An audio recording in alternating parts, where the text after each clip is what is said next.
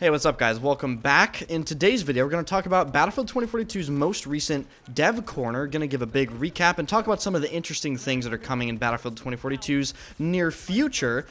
Big shout out to my friend Merle, who sent me his spare 3070 so I can continue to make YouTube videos and stream. For those of you that don't know, my 3090 died and I'm currently in the process of RMAing it. So shout out Merle, you're an absolute legend.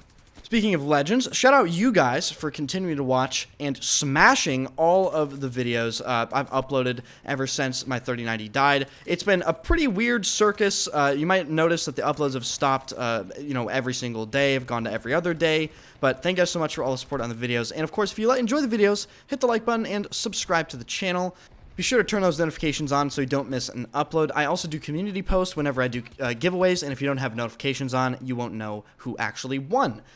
First and foremost, though, the developer blog, one of the most important things they brought up was the fact that they're going to be talking about squad management in way more detail next month. I know what some of you are thinking, and you're probably thinking, well, why would they need to talk about squad management? I think we all understand what's coming. They're probably going to change the UI and make it so you can see who is in what squad and how many people are in that squad, and they're probably going to make switching squads a lot easier and all that stuff. And I'm kind of on your side. I don't really understand what they're going to talk about in depth, but hey, I'm all for it. Maybe they could drop something completely unexpected on us, like increasing squad size for 128 players. That could be something they could maybe do. But Battlefield 2042 has been lacking squad management since launch, and it's been just completely unacceptable. It's a Battlefield game. You need squad management. So getting this stuff after a year is disappointing, but at least we got it, I guess. Another very important topic they touched on in this dev corner is the fact that they're planning to make further vehicle changes, and that is exactly what they said. Unfortunately, they didn't go into detail. I wish they would, because it would get people a little more hype, I guess.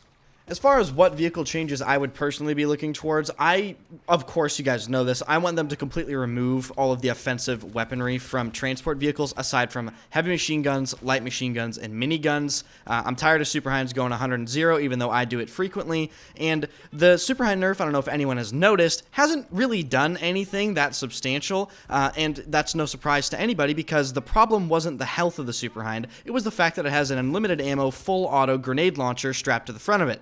But I digress. I've already made a video on that subject. Some other important topics they mentioned in this dev corner is they're planning on releasing more news on vault weapons, skins, and attachments. They insinuated in a recent survey that they were going to make it so you could equip all other attachments to vault weapons.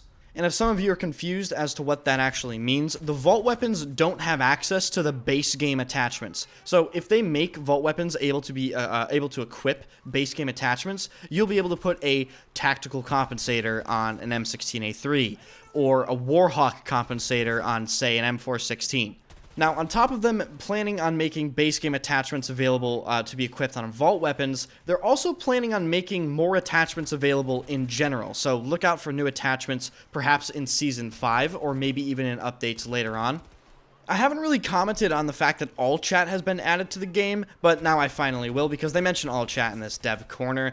Unfortunately, they have no plans to make all chat on by default, which is depressing because I think, in my opinion at least, having all chat forced on is part of the charm of having all chat, right? What is the point of making all chat opt-in when you can already hide the chat window if you don't want to see it? I just don't really understand that, and because all chat is opt-in as it currently stands, nobody is really using all chat. And listen, I'm all here for saying your dog shit to the enemy team, or excuse me, GG, because that's obviously what we use all chat for. And I think it just takes a little charm out of the game, in my opinion. It's always felt a little empty in Battlefield 2042 because you don't have people yelling at you in all chat, which is a shame. Now, moving on to one of my personal favorite things they mentioned in this dev corner, they mentioned the fact that they're looking at more changes to the SPH launcher, and by more changes, of course, they mean more nerfs. Honestly, dude, hey, Dice, if you're listening, just remove it from the game. I mean, hey, just remove it from the game. I said before you release the SPH launcher that it would be a bad addition to the game, and what did the comment section say? Oh my god, Anders, why are you complaining before it's even added? Oh my god, you're such a crybaby. And what are people saying now that the SPH launcher is in the game? They're saying what I said before it was added. So isn't that just funny how that works? Dice, just go ahead and remove the SPH launcher. Nobody would complain. Trust me. All in all of these things they mentioned within this dev corner are promising things. You know, you like to see some coherent thought from DICE. That's a good change of pace, and I hope they continue that into the next title, which of course is being made as we speak. I would still love to see some more big steps in the right direction for Battlefield 2042. As I said, and I believe in the last video, there are some really easy things you could do to Battlefield 2042 to make it a substantially better game. One of which would be a full gunplay rework, because you're not going to fix the maps, right? The gunplay is one of the reasons for a lot of the frustrations in Battlefield 2042. Even if you don't realize it, I think if you were to rework the gunplay, it would reduce the frustrating nature of Battlefield 2042 a substantial degree, while also simultaneously giving the player something to learn, which is, I think, great. I think Battlefield 2042 suffers from not having very many mechanics that make you think, or at least create some sort of skill separation, and I just think it would add some depth to the gameplay. However, I do think that me asking for that is a bit of a maybe useless hope, because, you know, we're this far into Battlefield 2042's life cycle. I don't think the gunplay is changing anytime soon, even if it is a massive problem, which of course it is. Other than the gunplay, as far as other promising things they could work towards, I would heavily work towards perhaps reducing the explosive spam in the game.